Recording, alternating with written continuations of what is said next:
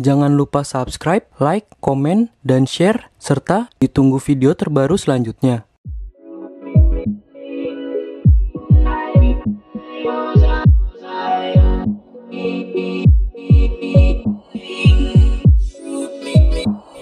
Halo teman-teman, balik lagi sama gue Danu, balik lagi di konten gue Libom Review, hashtag Libom Review. Kali ini gue lagi ada di mana?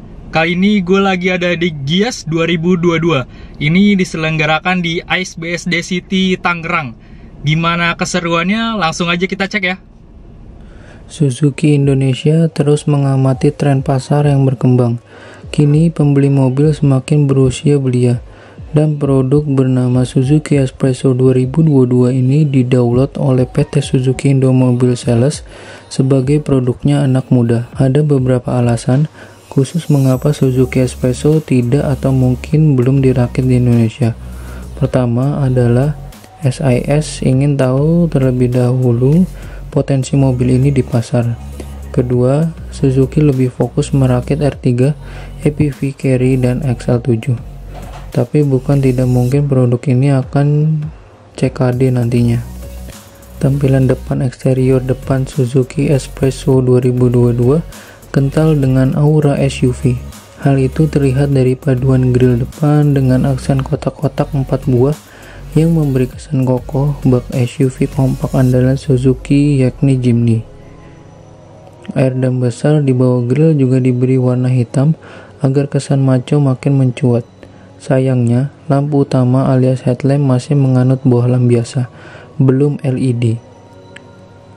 Di bagian samping, cladding berwarna hitam disematkan di atas fender dengan belakang hingga di sisi pintu. Rumah spion sewarna bodi turut menyemarakan tampilan eksterior sampingnya. Meski sayangnya spion tersebut pengaturannya belum elektrik, di bagian buritan kesan maco tetap terasa dengan penggunaan bumper warna hitam. Meski tidak terdapat wiper belakang, tetapi kaca belakang mobil ini sudah disematkan defogger agar tidak terjadi embun. Satu lagi yang patut disayangkan adalah pintu belakang ini tak terdapat handle luar untuk membuka pintu dari luar. Kursi depannya terlihat sandaran kepalanya model fix sehingga tidak dapat diatur ketinggiannya. Busa joknya juga terasa keras saat diduduki. Mungkin cocok untuk konsumen di India, tetapi menurut kami hal ini kurang cocok untuk konsumen di Indonesia. Tapi yang patut untuk dibanggakan adalah kelegaan kabinnya, baik di bagian depan maupun bagian belakang. Kursi belakangnya pun sama kerasnya bila dibandingkan dengan yang ada di kompetitor semisal Daihatsu Ayla, Toyota Agya hingga Honda Brio. Lingkar kemudi dari Suzuki Espresso ini terasa ringan saat diputar, sebab mobil ini sudah mengadopsi sistem elektronik power steering yang membuat setir terasa ringan. Hal ini dapat membantu Anda saat hendak parkir.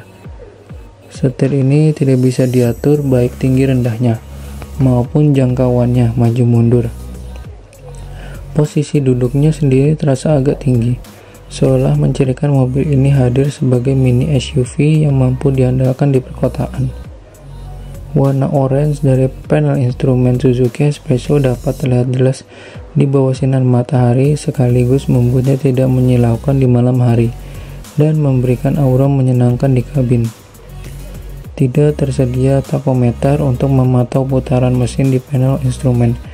Kendati demikian, ia tetap dilengkapi dengan full meter, odometer digital, serta average fuel consumption dan real-time fuel consumption. Penempatan panel instrumennya di bagian tengah mengingatkan kita kepada Toyota Vios dan Toyota Yaris generasi pertama. Itu membuat panel instrumen lebih mudah dipantau baik oleh pengemudi maupun seluruh penumpang. Layout dashboardnya terlihat trendy dan berkesan modern khas anak muda, dengan pemakaian aksen silver pada kisi AC dan panel tengah.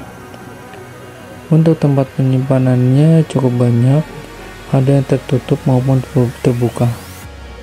Di bagian bagasinya pastinya harus memiliki bagasi yang cukup.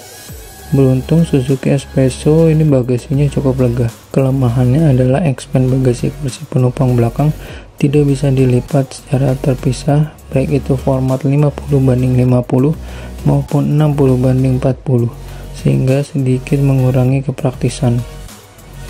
Anak muda pasti senang mendengarkan musik sepanjang perjalanan. Beruntung Suzuki Espresso sudah dilengkapi dengan 6,8 inch unit touchscreen yang dapat memutar format musik kekinian mulai dari MP3 hingga koneksi Bluetooth. Performa suara dari 4 speaker pada mobil ini juga terasa pas-pasan. Sarannya untuk membeli mobil ini sebaiknya lakukan upgrade audio dengan penambahan peredam di sekujur kabin serta penambahan power dan mengganti speaker dengan kualitas yang lebih baik. Untuk urusan keamanan, telah dilengkapi dengan dual SRS airbag, rem bersistem ABS, rear parking sensor, dan platform heritage. Platform heritage memungkinkan mobil ini memiliki bobot ringan, kokoh, namun memiliki pengendalian yang baik. Mesin yang digunakan sama dengan kepunyaan Karimun Wagon R, menyalurkan tenaga kedua roda depan melalui dua opsi transmisi, yakni manual 5 percepatan maupun AGS auto gear shift. Transmisi AGS sebenarnya adalah transmisi AMT, automated manual transmission, yang punya mekanisme sama dengan transmisi manual namun memiliki aktuator untuk memindahkan posisi gigi secara otomatis. Spesifikasi mesinnya yaitu K10B 3 silinder 998 cc DOHC, pasokan bahan bakar electronic fuel injection, jumlah katupnya 12, 2 inlet dan 2 outlet per silinder, tenaga maksimum yaitu 73,7 HP per 5.500 rpm dengan torsi maksimum 90 Nm per 3.500 rpm. Ya, ini bagian interior Suzuki Espresso. Ini mobil mungil banget, simple banget, dan bagian depannya tuh biasanya speedometer di bagian depan setir, tapi ini nggak ada.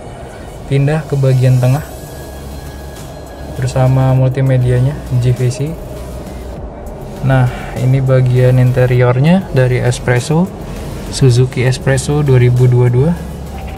Simple banget pintunya, di sini hard plastik semua. Dan sini ada warna silver, dan tuasnya kayak Suzuki Karimun Wagon R, mirip banget.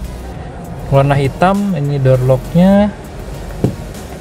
Di sini ada untuk laci penyimpanan kecil, di bawah ada laci penyimpanan kecil dan ada cup holder satu. Di sini ada kisi-kisi AC.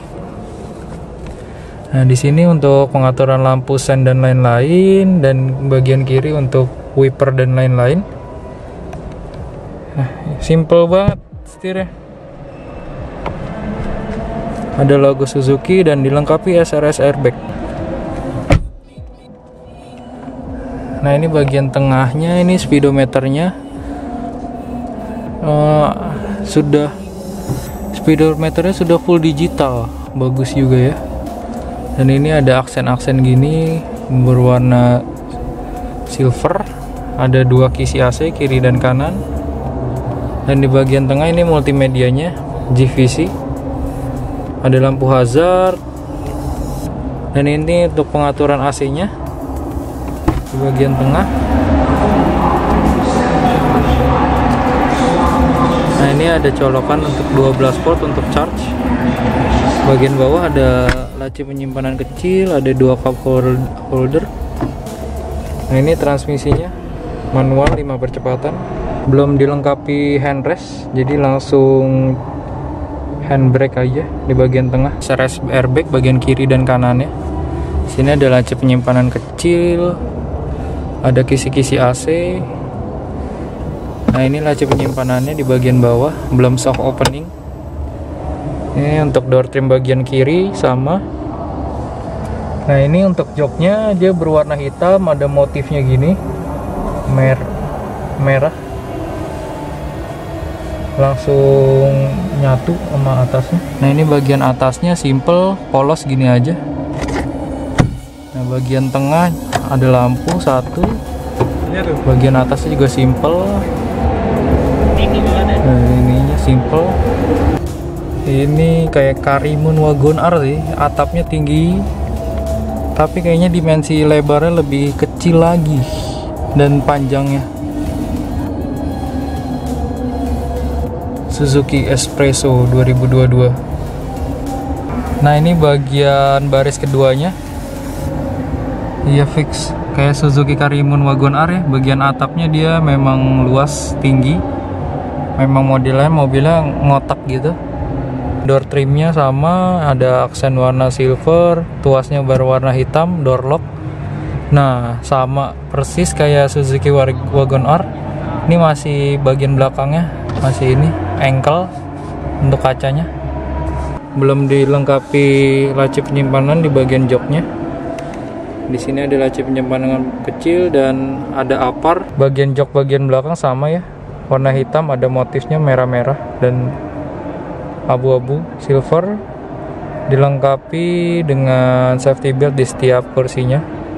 Bagasinya luas ya, lumayan. Dia karpet berwarna hitam, simple gitu aja sih.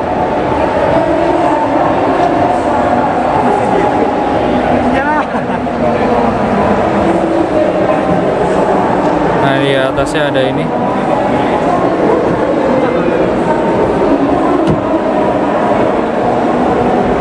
Sekian video dari gue, jangan lupa subscribe, like, komen, dan share. Nantikan video gue terbaru selanjutnya. Terima kasih.